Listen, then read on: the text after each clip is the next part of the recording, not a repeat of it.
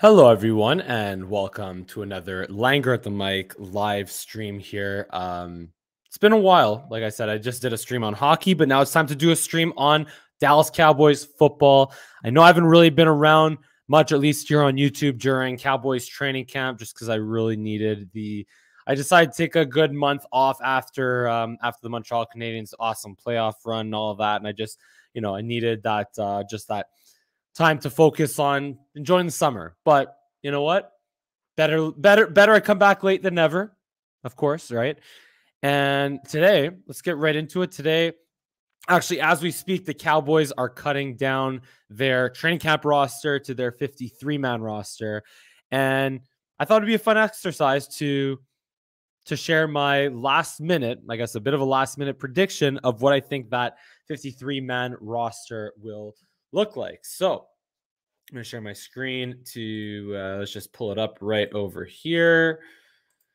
There we go. So here's what I have. So first things first, from the top, players in green are players that are most definitely going to make the roster, like 100%. There's no chance they're getting cut.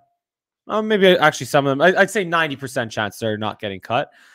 And then players in yellow, that's like ideally at that position, you want to have that many players, but they can easily be someone else. And then the players that aren't yellow, just whatever, those are players that going heavy at those positions, that I think the Cowboys will be going heavy at those positions, but I think that they'll make the team. Obviously, this is with guys that are on the COVID list and IR and PUP and all that. They'll make the team, but then have to be put on PUP and IR and the COVID list and all that. Or I think those are for players on IR. But anyway, and that's all down here. So you have Tristan Hill, Chauncey Golston, CeeDee Lamb. That's the PUP. The COVID list is CeeDee Lamb, Connor Williams, Carlos Watkins, DeMonte KZ. I'm pretty confident they'll be good to go by week one. Next, just over a week from today, Cowboys play the Bucks. And I think I'm pretty confident that those four guys will be good to go, but hopefully the COVID list doesn't grow any further than that. And then IR is Neville Gallimore, Josh Ball, Sean McEwen, Reggie Robinson, Rico Dowdle, Sewo, Olonilua, and also you could add Hunter Nyes Wander. Let's get into how I think the Cowboys are going to build their roster. And again, this is also not involving any trades. This is more what I think it will look like once they go through the whole, accepting or having guys like Neville Gallimore and Josh Ball, Sean McEwen, all those guys onto the roster before IRing them. So anyway, let's get right into it. QB, Dak Prescott. We all know that. They're going to go two quarterbacks, and the backup is going to be Cooper Rush. In preseason, I found that Cooper Rush had more of a understanding of what the offense is, of what Kellen Moore's offense is. And Garrett Gilbert, even though he might be a slightly better player, like I said, Cooper Rush, I find executed the offense more. And Garrett Gilbert had like the costly turnover in the most meaningful preseason game where he just held onto the ball, got strip sacked. Whereas Cooper Rush, I found, even though he was outperformed, arguably by, pretty objectively on paper, outperformed by Garrett Gilbert in the Jacksonville game this past weekend, I do find that we have to keep in mind that Cooper Rush was playing behind a second team and he was playing against a first-team defense. So given that was the circumstance, I was actually pretty impressed that Cooper Rush did what he needed to do, making quick decisions, getting rid of the ball quickly, not taking sacks, not turning it over, and essentially, protecting the football and avoiding negative plays as much as possible. It didn't look pretty on paper. It wasn't fun to watch, obviously, but for a backup quarterback, that's kind of what you want out of your backup quarterback. And obviously, Cooper Rush has been in the Cowboys system as an undrafted free agent. I think 2017, 2018, 2019 got picked up by the Giants because Jason Garrett, of course. But yeah, I think Cooper Rush is going to get the nod over Garrett Gilbert. So two quarterbacks, running backs. I think they're going to go with three running backs. And here's where things get a little bit interesting. They could very well go with two, but that would be like pretty light to go with two running backs, although it could be done. But here's what's interesting. I think they're going to take Nick Ralston. I think Nick Ralston's going to make the team at least because of guys like Connor Williams and whatnot that are on IR right now. But Nick Ralston, because of what he can do in terms of what he's proven that he can do in terms of carrying the ball in short yardage situations, that he could be a fullback, that Sewo is now injured and unable to provide, so he could be a fullback. I think he could play some special teams also. I think the coaches really like Nick Ralston, and I predict that he could pull trucks, which is pretty cool, but I think he's going to make the team. So I have Nick Ralston as my third running back / fullback / special team guy, whatever you want to call him. Then I have at wide receiver. This was a tough decision. I changed my mind on this from when I tweeted this out earlier. Malik Turner, if he's healthy, I think he makes the team. I think Semi Fehoko does not make the team. So obviously you go Amari Cooper, CeeDee Lamb, Michael Gallup, Noah Brown, Cedric Wilson. Those 5 are pretty obvious. But I think Malik Turner has earned his way onto the team because in preseason, when he was healthy, he has made some plays, and he was the only guy with some juice on the first team offense against the Jaguars the yesterday on Sunday afternoon. So I think Malik Turner earned his way onto the team, and obviously he's at this point kind of a veteran, has been more of like a role type of player. He's almost like, I think it was Deontay Thompson back in the day in 2018, where he's just like a 5th, 6th guy who just provides a little bit of speed, a little bit of just like could make some plays here and there.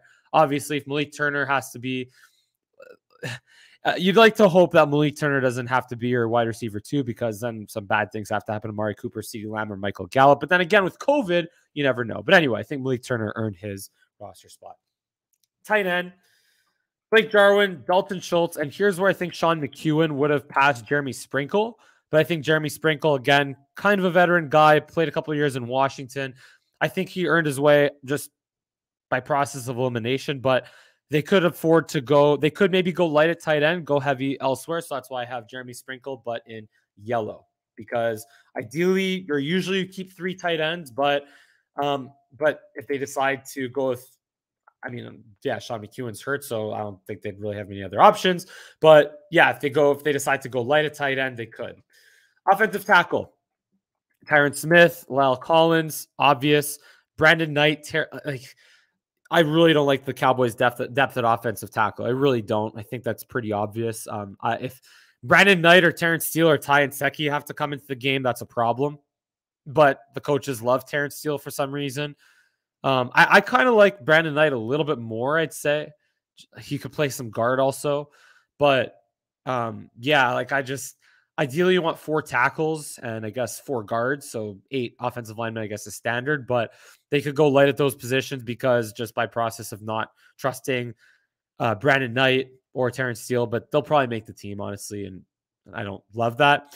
And Ty Nsekhe is an interesting one. The veteran they signed from Buffalo this offseason, but he hasn't been really good in camp so far. So I think he could make the team, but he could very well get cut. But I have 5 offensive linemen, 5 offensive tackles specifically. And now interior offensive linemen, I go Tyler Biadasz at center, obviously, Zach Martin at right guard, and Connor McGovern until Connor Williams comes off the COVID list.